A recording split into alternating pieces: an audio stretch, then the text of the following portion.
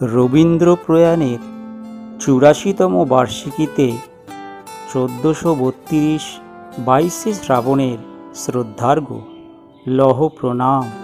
তোমার হৃদয় আলোকের আলোকবর্তিকা হোক, অন্যদেরকে তার উষ্ণতা এবং করুণা দিয়ে পথ দেখাক। আজ ২২শে শ্রাবণ বিশ্বকবি রবীন্দ্রনাথ ঠাকুরের ৮৪তম প্রয়াণ দিবস। তিনি শুধু একজন কবি ছিলেন না, ছিলেন একাধারে সাহিত্যিক, সুরকার, নাট্যকার, চিত্রশিল্পী, শিক্ষাবিদ এবং দার্শনিক। তাঁর সৃষ্টি বাংলা ভাষা ও সাহিত্যকে এক নতুন দিগন্তে পৌঁছে দিয়েছে।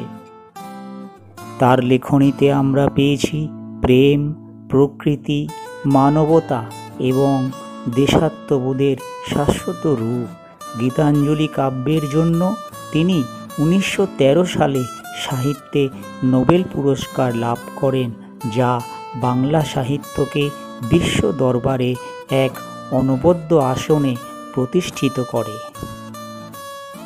কবির প্রয়াণ নেই, কারণ তার সৃষ্টি আমাদের মাঝে চিরজীব। তার গান, কবিতা, নাটক এবং প্রবন্ধ আজও আমাদের প্রেরণা যোগায়। রবীন্দ্র সাহিত্য আমাদের জাতিসত্তার অবিচ্ছেদ্য অংশ হয়ে আছে এবং ভবিষ্যতেও থাকবে। এই প্রয়াণ দিবসে তাঁর স্মৃতির প্রতি জানাই বিনম্র শ্রদ্ধা। নমস্কার।